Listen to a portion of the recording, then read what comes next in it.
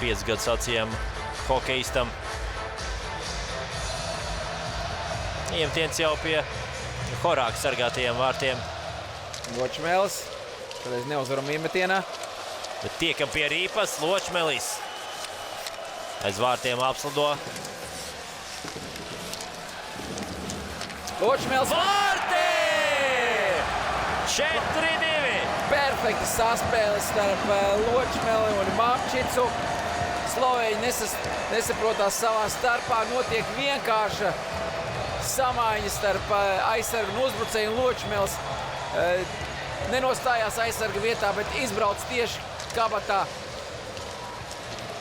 kur ar precīzu metienu viņš pārspēja slovēņu vārtsargu. Redzam, šeit ir samainās, atrod šo brīvo laukuma vidu, un Ločmels ar ātri precīzu metienu pārspēja pretinieku vārtsargu metienu tālāk vārtu stūrī.